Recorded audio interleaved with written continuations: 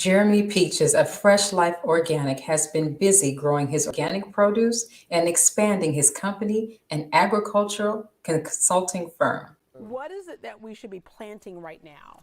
Right now we should be, and this is the best time of year, spring. We should be planting tomatoes, peppers, eggplant, all your different herbs, your sages, your cilantro, your basil, different varieties of these things. So this is the best part of the year to grow almost anything. Yeah. And Houston, it's interesting because people say, "Oh, it's so hot here. We can't grow anything here." But really, we have a great environment for growing all kinds of things all year round, right? 7 to 8 months a year, we can be able to grow good organic produce. We can even push it to 9 if you're having greenhouses or hoop houses. Most of these things were picked this morning, so it lets you know with our change in weather, our vegetables hold up in this climate. Yeah, so you like a lot of this stuff here was picked this morning? Yes, ma'am. It was picked fresh this morning. Some of it came from our family property, our family farm. Most of it also came from Palm Center Farmers Markets in the OST South Union area. Yeah, and there's something about when you have organic fruits and vegetables, the taste you can't deny is so much better. Oh, no. This is so fresh. It's so fragrant. Joining us is Jeremy Peaches. Welcome back, sir.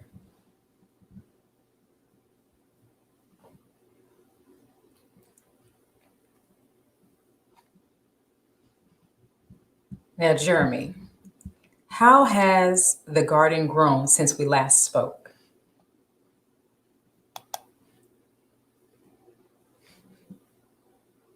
Oh,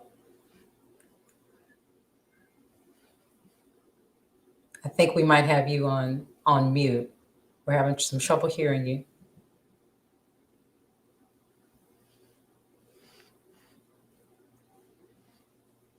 Okay.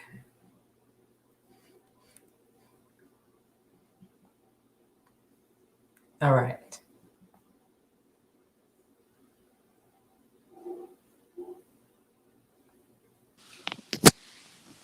I can Can hear you you hear me now. now? Yes, sir. Okay, it's perfect. Yeah, my apologies. So right now we have about 3 acres planted of seasonal organic vegetables. Most of the vegetables for spring and summer. And we're blessed. We're flourishing. Perfect. Now, what new crops have you added, or what new crops are you growing this season? So what new crops I added, I wouldn't say new, but I would say some different varieties. I've added was okra, purple okra. I added some Louisiana purple pod, green beans, so they're purple green beans. Some different type of squashes for the fall, and I kind of focused on increasing radish production with different niche varieties, and also pickling cucumbers and things of that nature to make value added products. Okay. Now, when we had you on previously, you have since interviewed regarding justice for Black farmers. Can you tell us a little bit Yes. about that? Oh, so yes, ma'am. So I was interviewed by 2 organizations. One, I think it was the local ABC 13 news station, and also the another African American National News Network about the Freedom for Black Farmers. It's a Justice Act, an act that hasn't necessarily been passed, but has been proposed in the legislation to be able to provide debt relief in terms of farmers and their land and their loans, as well as some new and beginning farmer programs for specifically African American, or in the USDA terms, socially disadvantaged farmers, which could span across all kind of other races as well. Okay, that's a good point. Yes. With this Justice Act, what does justice look like for Black farmers like you? Justice for Black farmers like me, I would say it's two things. One, I'm a young African American farmer, new generation. So for me, it means everything because we have to kind of pick up with the last generation of farmers, or has left off, especially in the time of COVID, of drought, of market disruption, market loss, and then just being a farmer. Period. The risks they come with it as well. So I would say these are the things that, as a farmer, we're very resilient, but we're looking at because, it's a very, very pivotal time in terms of policy. Like I just said, this Farmer Act. If you look at the land and the price of land in urban and rural areas, and then from a historical standpoint, this is 400 years since America was pretty much established to develop land to do agriculture from the labor of African Americans. So you're looking at 2-3 generations, me, of people who've been discredited and basically, has lost out from, our forefathers from the labor that we had. So, for us, to be honest, is, where are the money, the land, and the resources? But we're not looking for a handout. We're basically looking to be, treated in an equitable sense, that's kind of hard to ask. So, if other races and nationalities are getting, the money or the support that they're getting from the government and from banking institutions to farm, our next generation, we want that same support. And if we can't, we'll continue to do what we're doing now, which is starting to co-op and continue to build our own, through our own networks. Now you mentioned the price of land. Is that something Yes. that is on the rise? Yes, yes, and I don't want to give him too much attention, but Mr. Bill Gates just bought all the land, a lot of land throughout America. One of the richest guys, so they say. Um, so from a market and economic standpoint, it's a trend of land.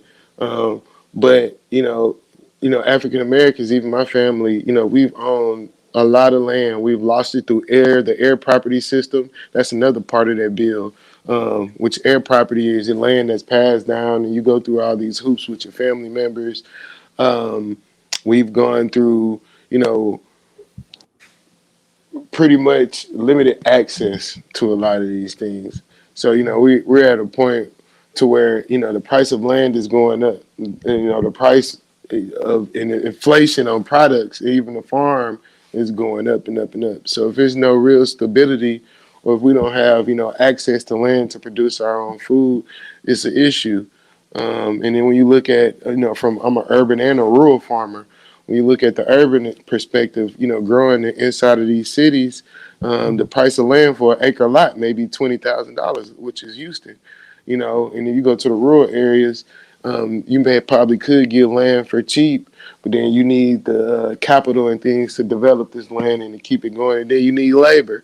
So land is quintessential, and one of the things that we're doing to circumvent that is to use more.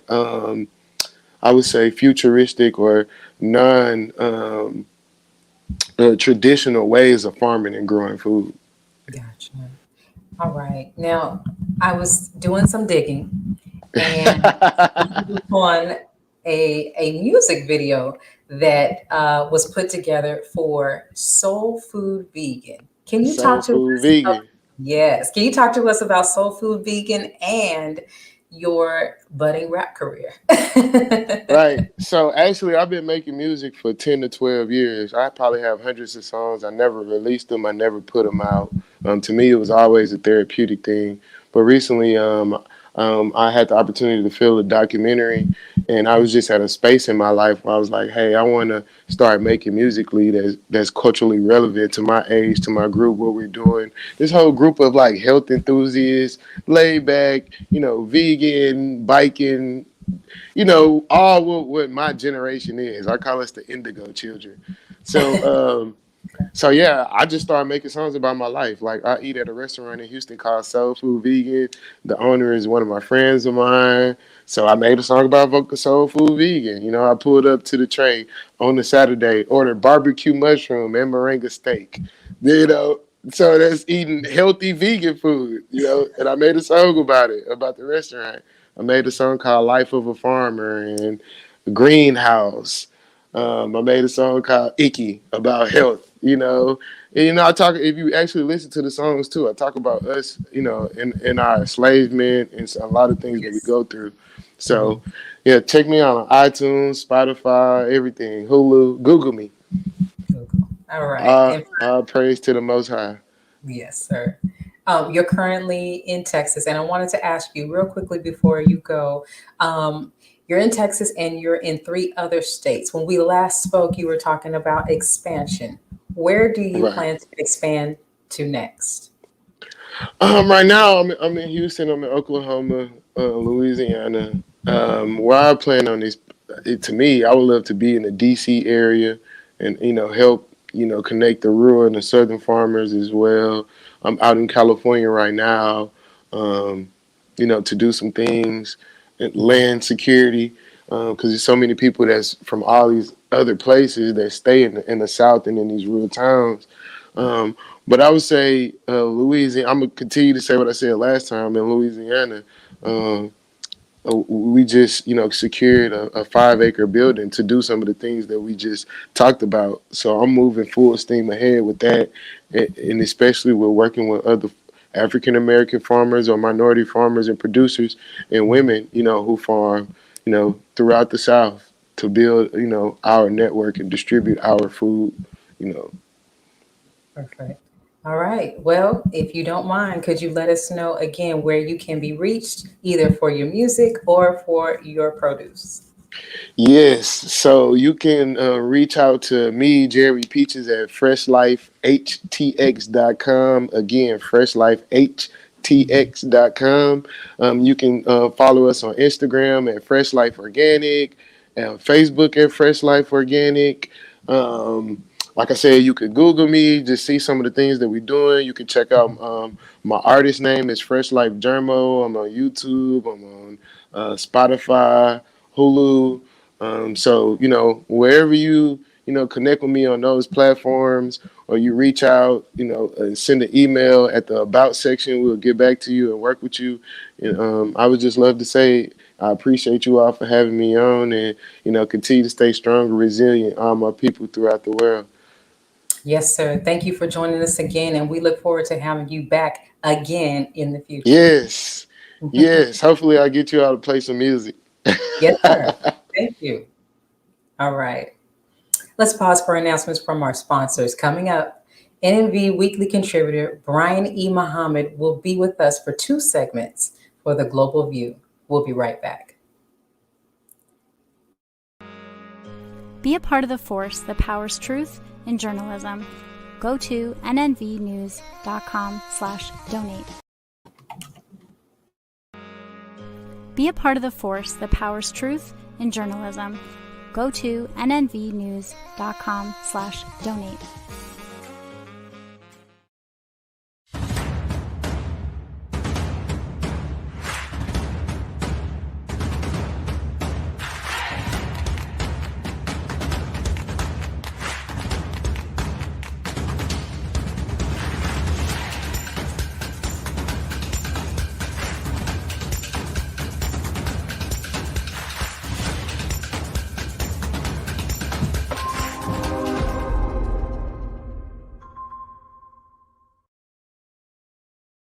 Worldwide, 24 hours a day, 7 days a week. Download the Final Call Radio app and take us everywhere. On your phone, on your computer, on your tablet, on Instagram, Facebook, and Twitter. You can also log on to finalcall.com and click the Listen Live button, or finalcallradio.com. Final Call Radio, the official voice of the Honorable Minister Louis Farrakhan and the Nation of Islam.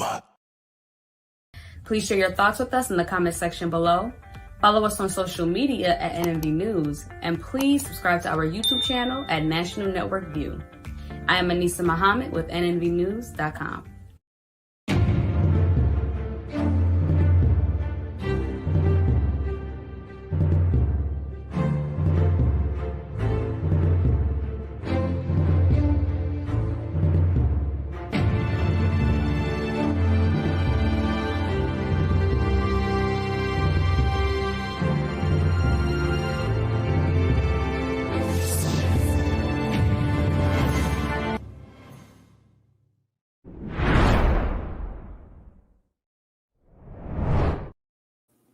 As the Israeli-Palestinian conflict escalates, Israel unleashes a devastating offensive on the Palestinians' concerns growing war is on the horizon.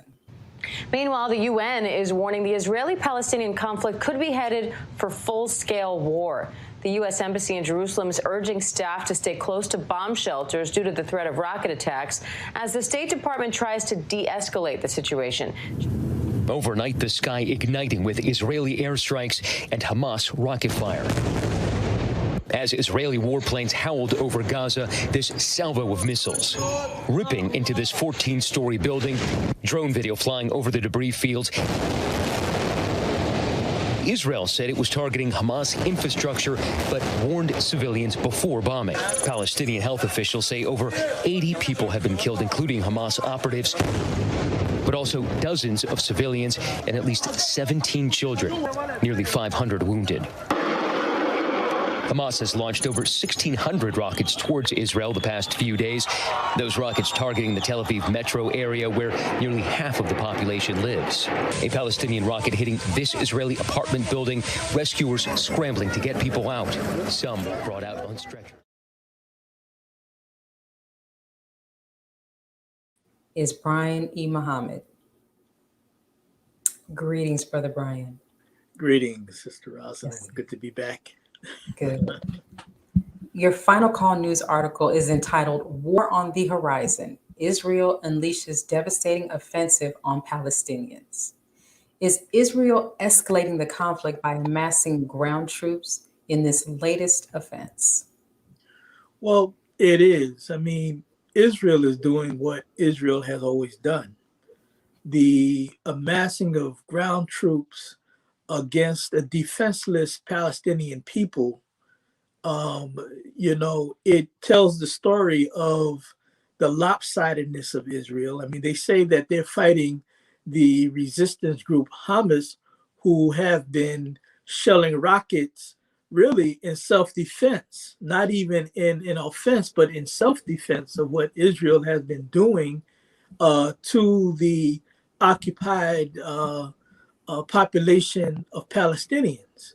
And so by them putting ground troops along with this bombardment of air raids that have been going on since the 10th of May, it only exacerbates things. And it's only, again, a testimony of what Israel have always done. Now, the Israeli Defense Force announced in a May 13th tweet that IDF air and ground troops are currently attacking the Gaza Strip. How does the buildup of Israeli troops compare to the 2014 Gaza war that killed an estimated 2,100 Palestinians? Well, again, it's, it bears witness to the viciousness of the occupied forces of Israel.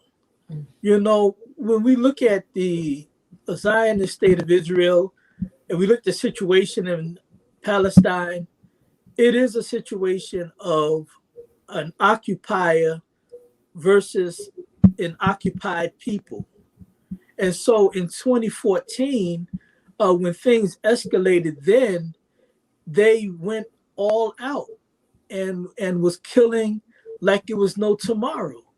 And, and of course that number is a heavy number, 2,000, and both women and children were in that number of dead. And most of these were civilians. These were not what you call militants. These were not, again, the resistance fighters of Hamas or Islamic Jihad, who are over there defending and over there fighting the occupiers of their land.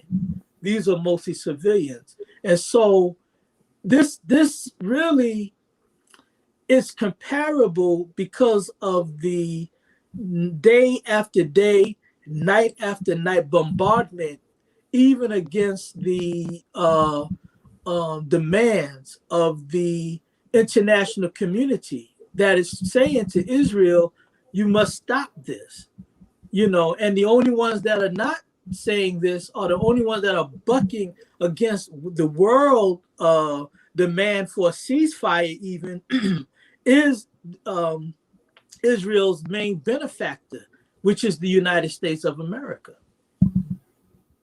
Okay. Now, more than 200 people have already been killed, most of them Palestinian, and as you mentioned in the previous one, some of them children. Why has Israel carried out attacks without regard for the innocent victims and essentially the collateral damage? Well, they, because they really don't give a damn about the Palestinian people. Remember, Israel have been given this land 73 years ago in 1948 by the United States, by Britain, and the other nations that belong to what was then called the League of Nations, which is now the United Nations. Again, as we talked about on this program, the United Nations before, and its lack of ability to deal with these kind of atrocities, one, because much of it was they were a part of it in the beginning, but Israel don't see the Palestinians as people. Israel sees the Palestinians as animals and less than themselves. So when you don't see a fellow human being as a human being, then you will do what people do. If you see them as cockroaches, what do you do with a cockroach? You see a cockroach running across your room, you're not about to have negotiations about how to coexist with it. No, you're gonna either spray it or go step on it. Right. And that's what the Israelis are doing to the poor Palestinian people. Mm-hmm. What parallels I feel like they're obvious, but what parallels do you find between the treatment of the Palestinians in Israel and Black Americans here in the United States? Well, we are an occupied people as well.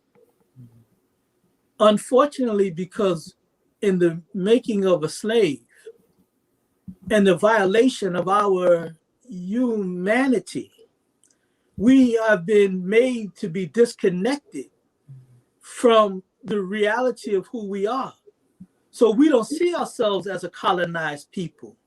Black people see ourselves as Americans who are just in some circumstances, but it's worse than that. So our comparison to the Palestinian people is that we are also a marginalized people. We are a people who are under the act of genocide in many ways, different ways.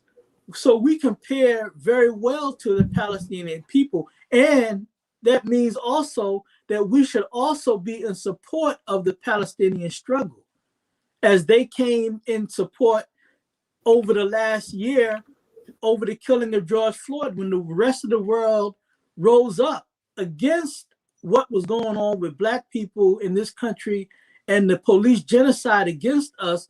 The Palestinian people was also in that mix. So this is the time for the suffering masses of the world to connect. So we have a similarity that can bring us together. Okay. Now, Hamas confirmed the Gaza Brigade commander, Bassem Issa, was killed in an Israeli attack. How will Hamas respond to the killing of their leader? Well, they said that more of their own will willingly die. See, we have to understand that these are people who recognize that it is better to die than to live the life of a slave. It is better. They love death more than people and their oppressors love life. See, the Israelis, these people who have stolen this Palestinian land, who is being backed by the most powerful nation on the earth in this thievery, they are doing all that they can to have a future and to live. The Palestinians are saying, no, we will rather die trying to get our freedom and justice back. They're not even talking about equality, because there is no equality with an occupier. There's no equality with somebody who has been a murderer of your people for 73 years, and it don't seem like there's any kind of let up or desire to change. You don't try to change that reality. You get rid of that reality. Right. So yeah, so the Palestinian people, no, they would rather die. That's what freedom-loving people want. Because what is the worth of life if you have no justice? What is the worth of life if you have no freedom? See? What is the worth of life if your very humanity is subjugated by another people, backed by other people? No. What do we have to lose? We will fight. Right. Let us pause for announcements from our sponsors, Brother Brian. After the break, we will return to discuss the Israeli-Palestinian conflict. We'll be right back. Be a part of the force that powers truth in journalism. Your support helps to combat false media. Cash App NNV News. Greetings from National Network View. This week's Final Call cover story headline memorializes the late, great DMX. Last week, DMX's life was celebrated at the Barclays Center in Brooklyn. Large crowds gathered to honor the legend. They were there to remember a man who wasn't afraid to express his pain with the world. The Honorable Minister Louis Farrakhan spoke via Zoom to the large audience. He delivered words of comfort, wisdom, and guidance to everyone under the sound of his voice. DMX will live on. This FCM volume number 29 edition features the middle page article as a transcript of what the Honorable Minister Louis Farrakhan said at the memorial. To read more, subscribe to finalcalldigital.com and tune in to the all-new Final Call Radio. This is the nnvnews.com Final Call cover report. This is Sister Sajda Muhammad. We are proud to announce that the Sajda House commemorative Elijah coins are finally here. This priceless heirloom, made from recycled copper from the messenger's home, is now available at sajdahouse.com. Please make sure you leave your comments and questions in the comment section below.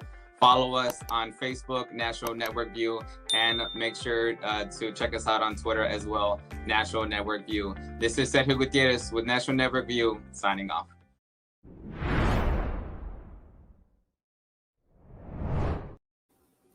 In the past months, Israel has attacked Palestinian Muslims during the holy month of Ramadan, demolished houses, and evicted Palestinians from their homes. Israel is the armed thief who has entered our house and is terrorizing our family.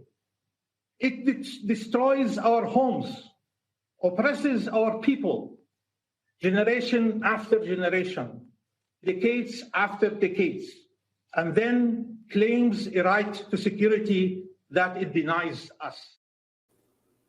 Rejoining us is Brother Brian Muhammad.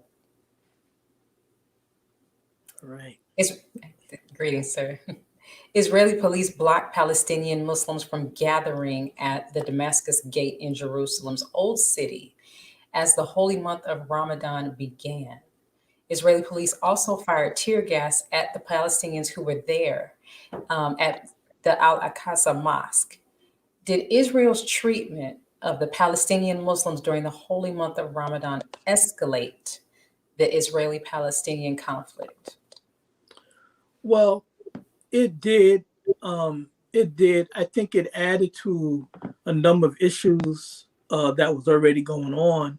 But I think that with the attack at Al-Aqsa Mosque, which is the third holiest site for Muslims in the world, behind the two holy sites in Mecca and Medina, when they did that, they angered the world especially during the month of Ramadan, because this was captured on international broadcasting. So the world saw this defilement of the third holiest place of Islam. And the problem is that it exacerbated an already ongoing problem at that site, because at that site is the third holiest site of Islam. Plus, it's a site that's revered by the Jews as well as by Christians. And so that was for a long time kind of like an off-limit kind of place when it came to this ongoing disagreement between the two peoples. And so when I'll put it in this context as well. When President Trump decided that he was going to do what no other president have done before him, even though it was put on their table, but none of them ever signed off on it, which was to move the American embassy to Jerusalem, and then to recognize Jerusalem as the undivided capital of Israel, which is problematic because Jerusalem is something, again, that's revered by Muslims, Christians, and Jews. So that should not be the undivided capital of any one of them. That has to be a shared space. So when they made that move, it became an arbitrary space for the Jews. And this exacerbated a problem that has been going on, and some other things that's been going on recently as well. As you talked about you didn't talk about it yet, but the eviction of Palestinians from a particular area in East Jerusalem. But it led to this ongoing problem between the people. Now, speaking of those evictions, why has Israel limited the growth of Palestinian neighborhoods? And why is it that they are evicting Palestinians from their homes? Well, again, you're dealing with a situation of occupation. It's an occupier versus the occupied. In the United States, when Black people rise up, usually there's a fundamental problem of slave master versus slave relationship. Even in the 21st century, there's slave master versus slave. So the reason why they are evicting, because these settlers want to come in and they want to take the properties of Palestinians and move Jewish settlers into those properties. They don't want to legitimately buy the property, go in and offer the owner money and legitimately buy anything. They take it.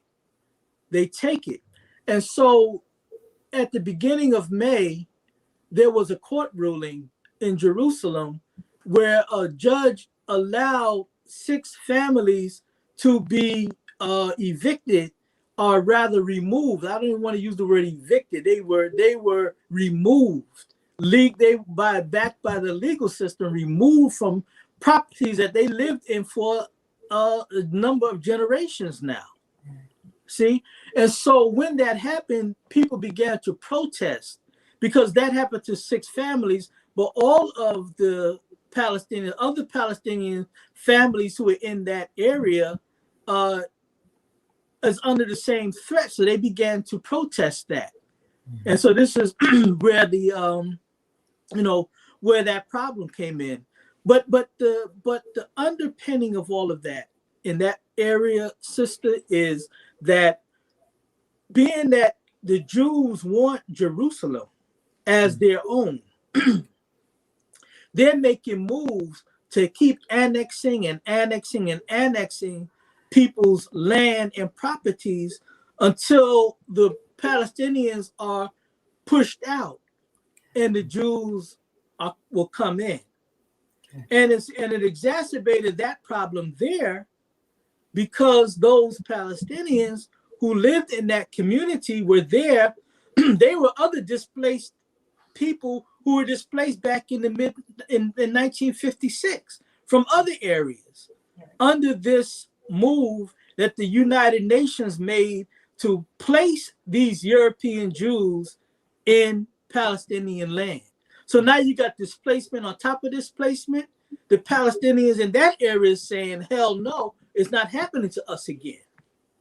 And so, again, they're fighting rather than just laying down on it. That's right. Now, why do you think Israel has decided to carry out airstrikes at this particular time? Because they can. Because they can. They know that at the end of the day, the world community is going to pay lip service to the Jewish onslaught of the Palestinian people. Today, it's been reported by the United Nations that they have bombed hospitals, they have bombed schools. And when you bomb hospitals and schools, these are off limit by international law. Yet the Israelis know that they can do this because even if other countries rise up and against that, the United States government will twist the arm of other nations to back them up off of Israel. And this has been a problem. Seen as crimes against humanity. I'm sorry, repeat that first part. The sound went out. Sure. Why is what's going on in Israel and against the against the Palestinians not be seen as crimes against humanity? Well, it is by freedom-loving people. And in fact, the International Criminal Court at The Hague, they are beginning an investigation that they announced in March against in Israel, really stemming from the atrocities that you talked about in 2014. You see, but now that this situation have jumped off, and look at how many people have died. Look at how many people graves are now under the rubble of stone after the bombing of these buildings there this week, just in the last 10 days. So the International Criminal Court have a lot to look at or look into in terms of possible and what seems to anybody who got eyes apparent of war crimes and crimes against humanity, especially just in the last 10 days. What has taken so long? This conflict has been going on for years. Why do you think it's taken so long for an investigation to not only start, but to be conducted into these crimes against the Palestinian people? Well, when we look at the International Criminal Court, the court was established by a number of nations. And really, it's about jurisdiction. And Israel, the Zionist state of Israel, is not a signatory to that court, you see. But, which has been an argument that they have been using against any kind of investigation by the World Court to come in and do. But here's the catch. The UN allowed certain resolution at the UN allowed the Palestinians to become a part of the court, even though they're not considered a country or a nation, a government. But they were allowed to come in. So it's under that guise that the International Criminal Court is looking to go into that land and look at atrocities done by these, I don't want to call names, but by the Zionist state of Israel. And the prosecutor who is outgoing because they're getting ready to change prosecutors at that court. She also named some of the Palestinian resistance groups as well, who she wants to investigate because she feels that there may have been war crimes on both sides, which is kind of strange because how could there be a war crime? How can you have a war crime against an occupier? I come into your house, steal your house. 5 years from now, you rise up against me to put me out of your house that I stole from you. And now I'm being charged with a crime? Right. I mean, you're being charged with a crime to put me out? Mm-hmm. Something is wrong with that picture. But but to answer your question, yeah. Yes. Thank you, Brother Brian, for joining us this week and giving your insight on the Israeli and Palestinian conflict. Thank you. Yes, sir. Always happy to be here. Thank you. Thank you. Thank you for joining us this evening and tuning into NNV News. Please share your thoughts with us in the comment section below. Follow us on social media at NNV News, and please subscribe to our YouTube channel, NNV News. This is Rosalind Parks with National Network View News. Good night. Be a part of the force that powers truth in journalism. Go to nnvnews.com/donate.